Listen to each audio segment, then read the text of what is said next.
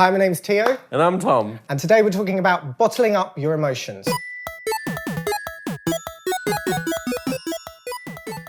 So a lot of young people sometimes struggle with how to process their emotions. You might be embarrassed about how you're feeling, or you might be scared how other people react. Did you experience that? I was a very loud kid growing up, so I was quite a target for bullies. But I wasn't very open about my emotions, all of this anger that I would get over the course of like a week, and then roughly once a week, I'd smash something. I'd have to go out into the garden with a toaster and just take it apart with a baseball bat. We try and advise young people not to bottle up their emotions because it can come out in ways that you least expect it. For you, it was smashing up a toaster. Maybe not a toaster. It wasn't just toasters. One time it was my friend's GameCube. And surely there's like repercussions from that. Yeah, I had to buy him a new GameCube. There's a lot of things that are kind of said. Big boys don't cry and grow some balls and be a man. A lot of the kind of the insults and even compliments that we use are very gendered. Being good at something or being strong are these manly words, and all these words that mean being weak and everything are feminine words. You got to be manly, and being manly means doing the opposite of whatever women do. And if women talk about their feelings, you don't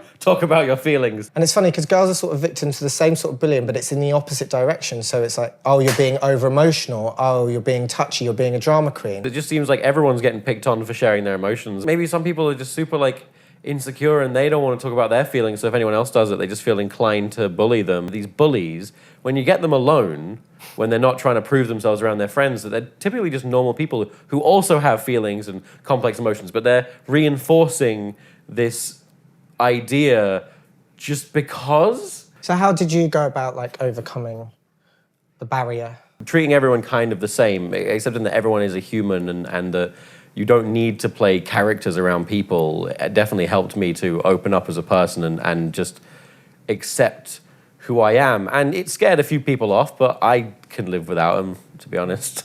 It's okay to talk about how you're feeling. That's what most humans do. Most people feel happy, sad, get worried, get stressed. Sometimes you don't even know what you're feeling until you've talked to someone and actually try to explain your thoughts. And then suddenly in the process of explaining them, you realize, oh, actually, this is how I feel. You might not even realize, say, that you're depressed until you've spoke to someone about how you're feeling, and they go, it sounds like you're more than sad. Through talking to other people about it or just expressing it, you actually become more self-aware of your own emotions, and then in future, when you feel those emotions, you can understand them better. I have issues with depression. My life has become so much easier now that I have become kind of one with it and understand it, so that when I'm having, what I call an episode, I've learned to stop trying to fight it and force my way through it and just let it wash over me. But I wouldn't have got there if I hadn't, kind of really made sense of it and talked about it and expressed it. Sometimes just writing things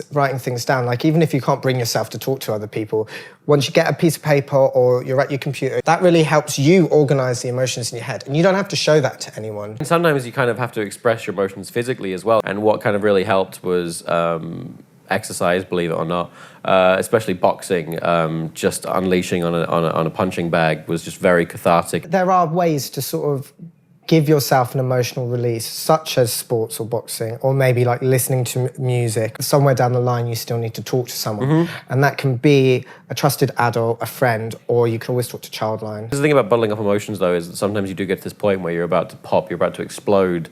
And, it's better that you do some kind of physical activity or even scream into a pillow, because I think when you get to that absolute point where you're at your breaking point, I think that is when a lot of people will turn to self-harm. All your feelings are relevant, they are important, and even if you don't feel important, you are worth talking to and talking about, and your feelings are valid, and you matter, as corny as that sounds. And now we want to hear from you. Let us know in the comments, what can we do to change the idea that showing emotions is weak? Thanks for coming in, Tom. Thanks for having me, too. That's fine. And we'll see you next week. Bye. I won't be here. You're not going to wave? No, I'm not going to wave.